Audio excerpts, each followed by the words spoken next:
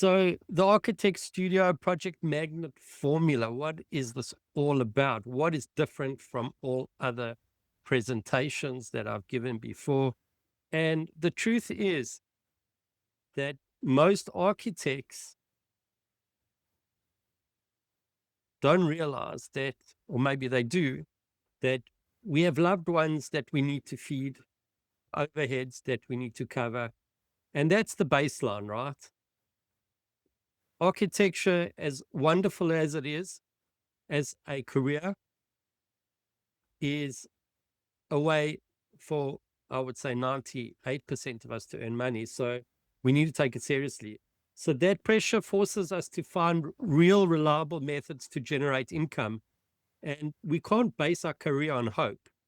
That's ridiculous. If you base your career on hope, then you should seriously think about going for coaching courses in business, because we want to find a method that works for us consistently and helps us to bring work in, right? It's not just about being the Howard Rourke in the Fountainhead and being a one-man team just designing. It doesn't just work like that. We aren't natural magnets. Doesn't matter how good we are as designers. We don't have a natural magnetism to pull work in. And maybe some people do, but very few. So who is this for, this presentation? It's for solo architects. It's for interior designers. It's for commercial architects. If you're a commercial architect, you're working in a big company. It's for building designers that obviously are technical, urban planners, landscape architects, visualization experts. And you could say even artists, but borderline, let's call them visualization artists. So what we need as designers is we need the powerful ability to market ourselves. You can market yourself on WhatsApp, on Facebook, LinkedIn, YouTube, and Instagram. These are very powerful places to post and to have imagery. And I don't want to just say imagery. I want to say a message. For me, a message is what you need to do. Image is just eye candy, and people just really don't appreciate the essence of who you are if you post your images. So you need a message that goes out with your portfolio, your architecture. And so what I wanted to say is, obviously, let's just jump back a few slides. There are a lot of people that are feeling redundant because they not on the AI wave. And there's no reason to feel like you're becoming extinct, even if you retire in retirement, because AI is actually getting easier and making things super creative and exciting. So the whole idea about embracing AI is what you should be doing instead of running for the hills. And that is the truth, is that we, in our inner circle, in our studio, our collaborative studio every week, there's so many exciting things that transpire, and it's just mind-blowing what happens every week. So is AI potentially going to threaten your job? Is it going to take over? And personally, this is my own personal opinion, is I don't think so. I personally don't think so, not right now. Not until AGI comes out, maybe in a few years, where it's agentic AI and it can think for itself. It's starting to think a little bit right now in a nice way. And it's really a powerful place to be as a creative person. Besides being a designer, but just as a creative human, it's just the most wonderful place to be. So this is the antithesis of where you should be heading right now. And in fact, you should embrace AI. And we're going to talk about that as well. So obviously, the thrust of the philosophy of architects, this guy isn't dead. He's actually just sleeping because he's just done an all-nighter.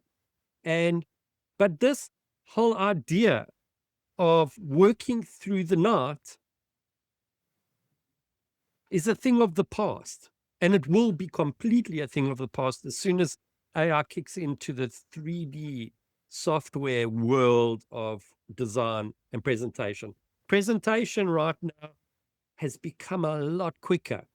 We're leveraging time, and we are producing work that would take us weeks in minutes.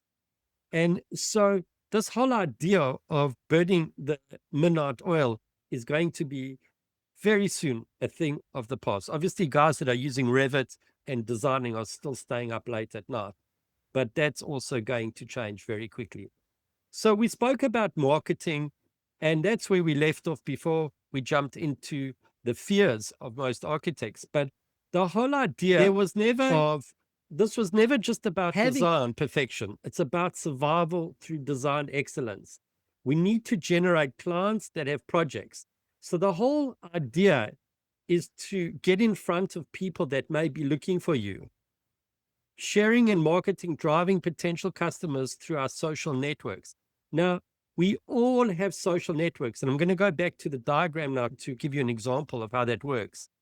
Business feeds all, and using the skill engine to produce visuals as an engine to drive your social network is what really needs to happen.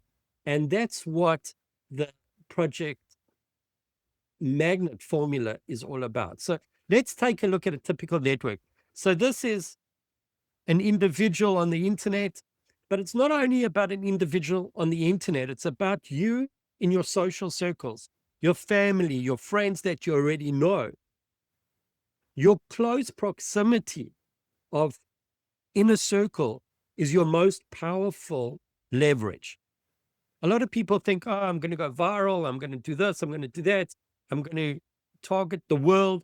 That's not how it works, because the way it really works is with your personal lists. So your telephone list, your WhatsApp list, your Facebook personal profile, not your business profile, your Instagram personal profile, are far more powerful than any business profile that you've synthetically tried to set up.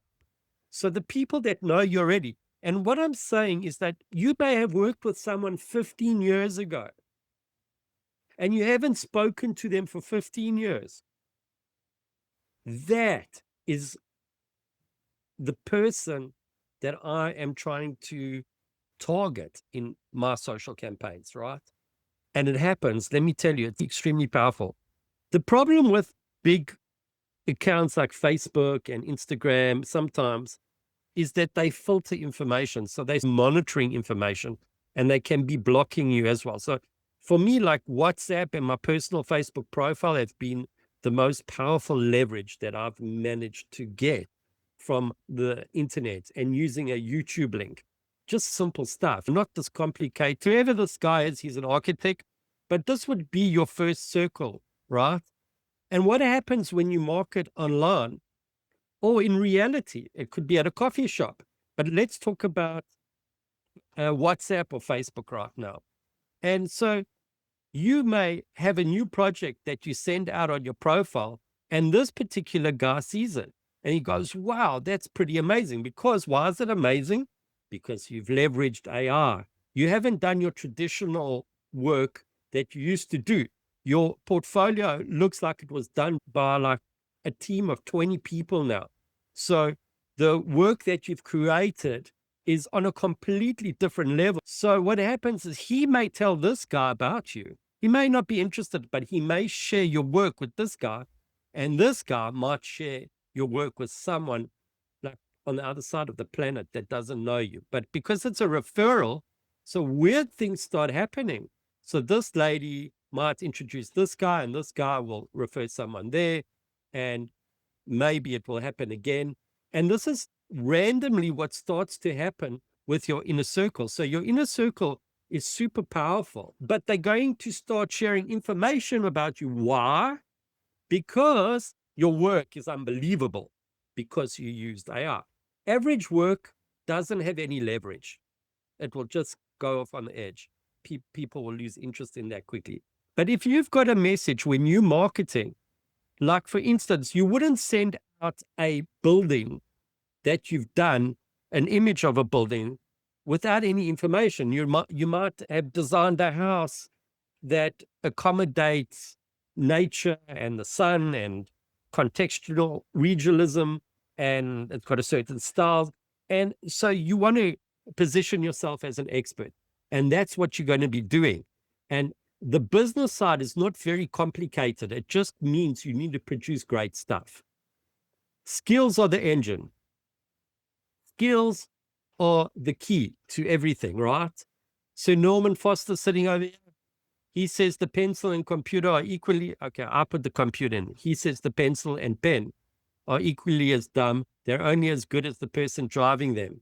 So although there is AI, you still need your intellectual property that you've gained over the years, and you can leverage AI on another level. Yes, people can push a button and produce really cool images, but it really means nothing because you've also got I guess it's like giving a child the keys to a car. He can drive the car, but he'll probably smash it into another car because he doesn't know how to drive it. So that's AI. It's a very powerful tool. So our greatest asset is time. So if you can use AI quickly, you'll be able to work on risk. So instead of working for 10 hours, you'll work for 20 minutes and win a project. And that's what AI is giving us. It's giving us this ability to have leverage. Let me talk about me a little bit, just quickly for those that don't know me. My name's Jason. I'm going to be very quick with this. My job for the last 26 years has been launching projects. And before AI came out, these are some of the projects. I worked for big commercial companies, about 7 or 8 as a consultant, as an employee. These are all proposals for very early stages of winning client interest. So that's been my thrust. I'm not a visualization artist. I'm a design architect, and all of these projects are real. And some of them have actually manifest. So my day in a commercial office would be putting together the planning as well as the 3D model in Revit, as well as proposing the new project to board members, directors, and developers in the very early stages of each meeting. However, my passion has always been to be independent and work for myself. And unfortunately, when I came to live in the Middle East, my Hebrew isn't very good. So most of the big offices here function in Hebrew, and it's very difficult at a high end to not understand anyone in the boardroom. So I've had to work for myself, and it's been frankly the best thing that's ever happened to me. So I consult for other firms all over the world, and I do projects intermittently. Here are some of the projects that have been built. This is a retail mall in Pretoria, South Africa. It's called Chwani Mall. This is Akija Mall in Nigeria. And here is the Da Vinci Hotel, and this is the Belita Mall. So these are just a few of the concept designs that have moved into final stages, and there are a few more. I'm also an online marketer, and I have an online school, and I've collaborated with Dick Italia. He's Revit Pure, and also with Blue Turtle. They are a architectural consulting company, and the Balkan architect, if you know him, I've collaborated with him, and Eric Bobrow, a very good friend of mine, also been collaborating with them for years. Here's a picture of me and Frank Bruchman, and he's a fantastic architect. And here, some of my students. There have been 400 students in my training. And so that's a lot about me, right? They remain hidden behind their computers a lot. So they spend their lives behind the computer, and no one knows that they exist. So this may be your design process over here, right? But the marketing side that we've been speaking about is completely ignored. And the problem with that is that no one knows that you exist. So you land up waiting for work. And that's not what you should be doing. Obviously, if you work in a commercial firm, there's a lot of churn and people approaching them for new proposals and projects. And that's why it is a commercial firm, because it's got a lot of momentum. But if you are a small practice, you've got to be proactive online. So what I wanted to suggest is that we need to hone our creative skill set. And why do we want to do that? Because there are many facets. And this is what I'm going to show you right now. There are many different facets that we can use AI. I'm going to show you exactly the projects that we've been doing, and we're going to jump into that very soon, but I just want to speak about it first. You can refurbish old portfolios and reimagine existing buildings. So you could take stuff from your own portfolio and completely rehaul it. You could make it look so amazing, and then you can post a message online with some of that work.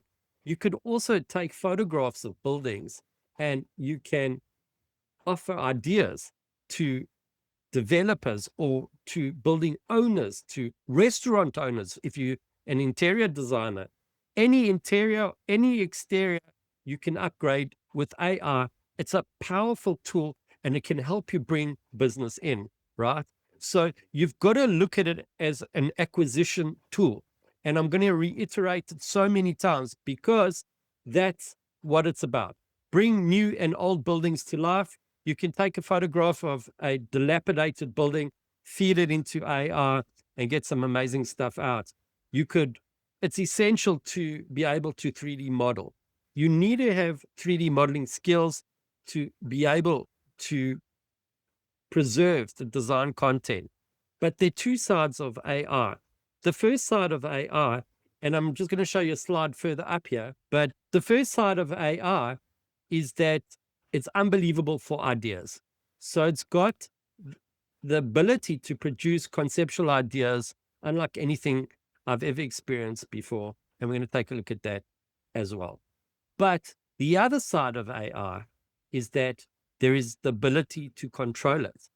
And when you control AI, you can produce your existing designs and concepts that are controlled that you've built in Revit and SketchUp as well. So you've got best of both worlds. You've got the ability to create ideas, and you've got the ability to control now. In the beginning of AI, it was extremely difficult.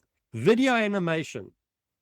AI is giving us the ability to access video like never before. And why is it so important? Is because we can add avatars into our videos and bring all our space to life when we're communicating design. So video, still perspectives and video, and also populating those images, perspective images with people has become very prevalent now, and it's very exciting. And I'm going to show you all of this. So what you need to do is you need to choose your AI arsenal.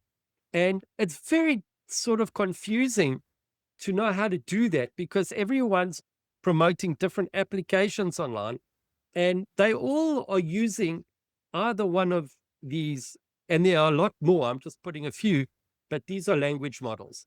So what is a language model? Okay, so Suno is not a language model, but Grok, Gemini, Claude, ChatGPT, I'm sure you've heard about it. Suno is an application, but they're all using their own sort of AI brains. So there's a brain here. I can't draw a brain quickly, but these are all brains, right? And they are language models. That's what a language model is. It's a brain. And so they're all using their own language models, and they each have their own strengths. Grok is unbelievable at video. Gemini is unbelievable at so many different things for architecture. Claude is just unbelievable for descriptive writing. ChatGPT is unbelievable for a lot of stuff, including visuals as well. And so they're all doing very powerful things in slightly different way. And it's like being a connoisseur of wine. You can taste the difference between, or you can feel the difference between each of these platforms. And the way you get to understand it is by collaborative learning. Collaboration is the only way to learn right now, AI. Why? Because you're working maybe with 10 to 15 other architects that are all experimenting in their own worlds, and they're bringing that information back to the same collaborative table. When that happens, you can stay on top of the AI wave, and it will always remain evergreen. When that happens, you can stay on top of the AI wave, and it will always remain evergreen. Because as soon as something comes out that is just super impressive, then you know about it straight away. And then someone in the collaborative lab or studio or design studio has got wind of it and is busy expressing it to the group. And that's the power of collaborative learning. And I'm very pro it, especially now in the times of AI, because AI is moving You need to stay on top of the wave consistently, week after week, and shared knowledge and the momentum inside a shared studio will keep you current and sharp without you burning out. And that's what stopped me from burning out. So we're going to talk about a few different modes of the way AI can help us leverage business. So you may walk into a dilapidated building. It could be even dilapidated. This is a bit extreme, but I'm just showing you what you could do with AI. And then you could show the owner that this is what you could possibly do. So this is some sort of lounge come dining room of a refurbished place. So that's what I'm saying, is that you could be walking in the park, or maybe you've gone on a holiday somewhere and you see a dilapidated home. You take a photograph of it with your Android camera, and then you find out who the owner is, and you go and send them this version of how you fix this magnificent house up. And this was done with AI. You could also go for interiors. Again, like this is something like that's really in squalor. You can see there's a tire, there's garbage there, there's a hole in the roof. And then you could take a photograph with your Android camera and then basically show whoever is in charge of the building what potentially could come about with that space. And this is what's going to win you work. Now, what you can do with this is you can do it anywhere, right? So that's one way to do it. This is a building up the road from where I live. It looks terrible. There are a lot of old buildings here that are being refurbed. So I took a picture of this, and then you can see the evolution. I started prompting AI to help me get it looking good. And this is the renovation happening here. And basically now I can approach the owners of this building and say, listen, this is what your building can look like. So here you go, a bathroom and a refurb. So that's the power of AI from a business point of view, right? And the reason why I'm so passionate about this process is because this is student work that happened 2 years ago. We never had AI. So we were using SketchUp and Photoshop to produce imagery like this, and exquisite imagery, all the winning work in the group. And it was all produced with Photoshop and SketchUp. So there was no AI. So now that we've got AI, it's just a completely different ball game. Borrowed a sketch. This is my sketch. This is not Frank Gehry's sketch. And then basically we pushed this into AI. Besides that, what happened is produced this magnificent sort of sketch-like drawing for us. And then we refined it and brought it to life. And I'll just show you what it looks like.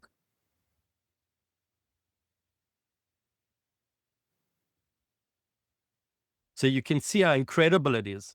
It took a sketch, it emulated the style.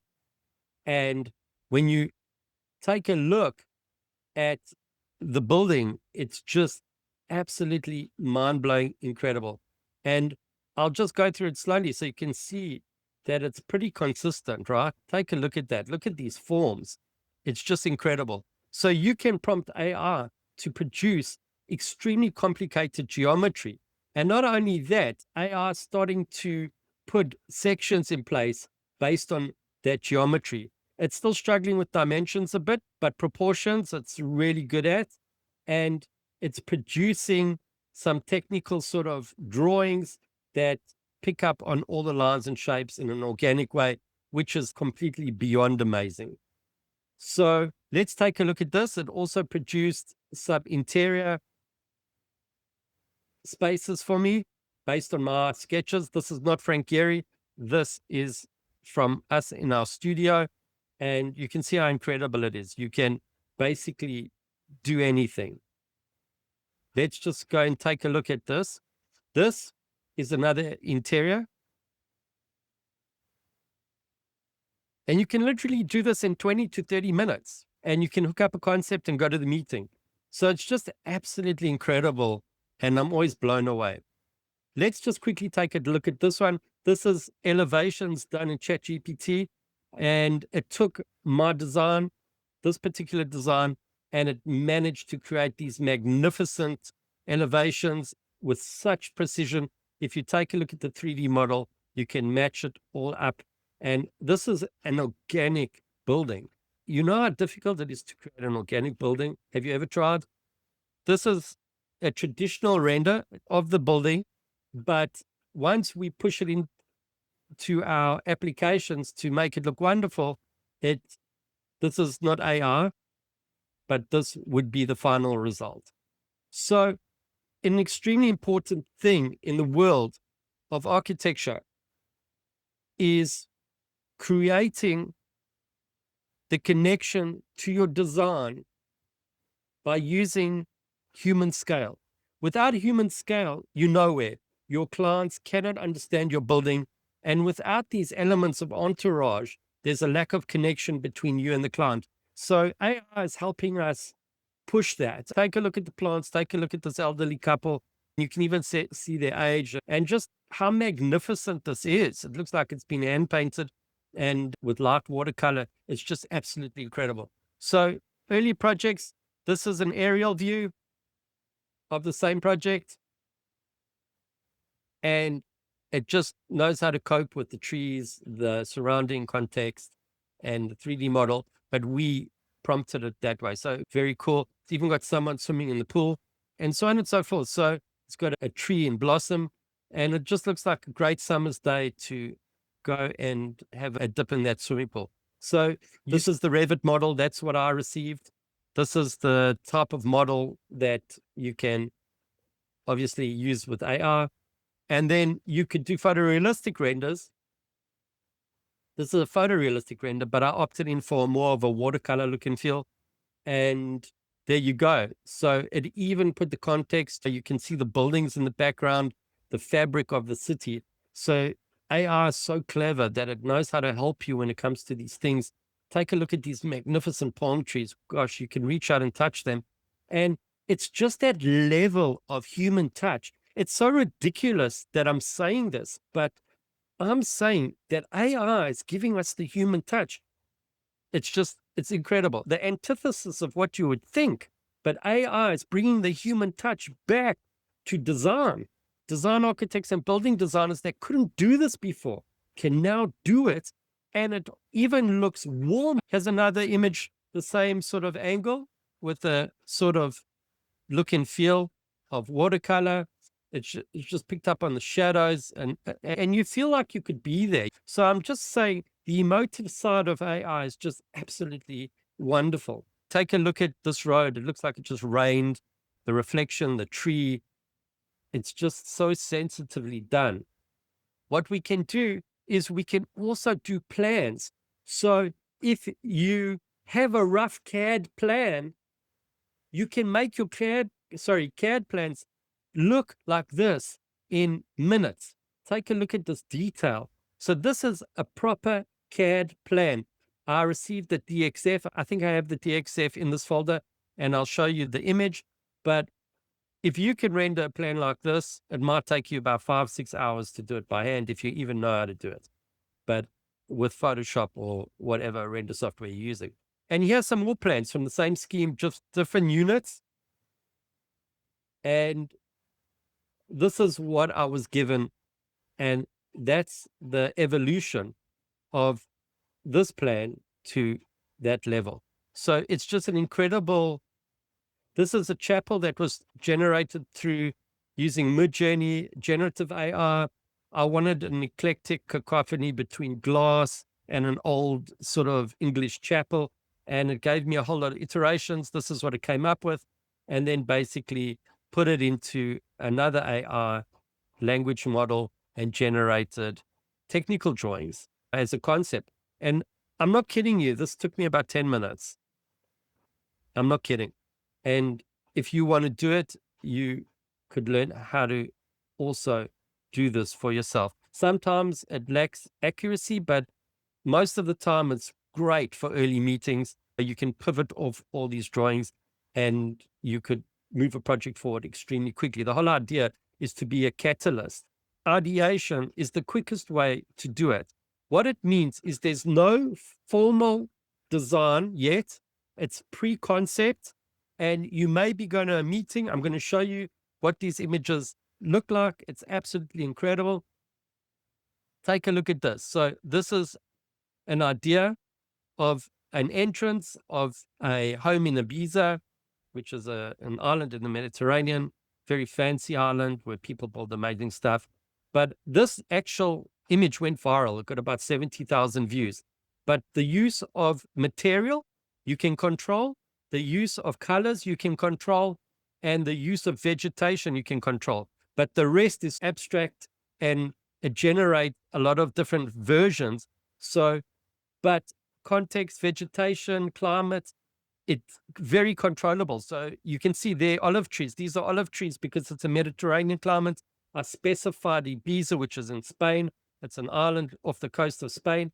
And I told it to be very contextual about how it used materials, and it spat out this, which is incredible.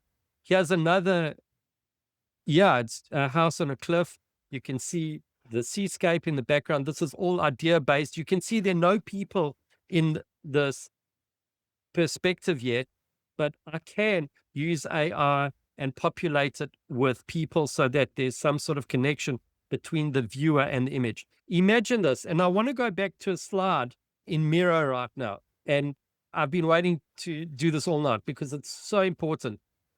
This is a slide of someone, I know I'm going off on a tangent here, but it will connect back into what I'm saying, this is someone sitting at a restaurant, right? And they're ordering food. And the only way they can order food is by looking at a menu. So as architects, we also need to create menus for our clients. It doesn't have to be something that has been built. It can be idea-based. But well, the beauty about ideas is that they intellectually belong to you. So you've got intellectual copyright on it. So you can use it in your portfolio now. And 2 years ago, that was not, you couldn't take something from Pinterest and say it was yours. You had to reference it. So now you can take stuff and say it's yours. That's idea-based. And so what I'm suggesting is you need to create a menu for people that you're going to reach out for. Maybe someone will contact you on the phone. You'll say, listen, go to my website. And by the way, I do have a website which has a menu on it. I've created a menu website for some of my ideas and some of my formal ideas. And that's really the most important thing that you need to do for yourself. And then obviously the marketing side that we spoke about earlier. Let's just go for a few more minutes. I don't want to go for too long. And this is an image that we did last night. I did with Jeff. We spoke to Jeff earlier, a few minutes ago. And so what we needed to do was we needed to create an ice cream shop. This is a generative image of an ice cream shop that is going to be embedded into his video. And I'll show you what the video came out. Take a look at this. So we're getting into video right now, and we're using avatars. It's a very short clip, but you can make it as long as you want. But she's moving. It feels like it's been filmed, and you can start creating video animations and pulling all your still images into video and starting to piece it together. We use a software called CapCut. It's incredible. This is an AI model. There are a whole bunch of AI models, and I'm not talking about it. The power is incredible in the hands of an architect. And what I wanted to suggest is that there's just too little time to explore all the options and practice in this 145-minute session. And so in the next few days, I'll be pulling together a select group of design architects who want to learn how to leverage the power of AI like you've seen in this video. I've only placed for 5 people. So if this is something that resonates with you, you can simply head over to my website, jasonjost.com, to get some more information on how you can get started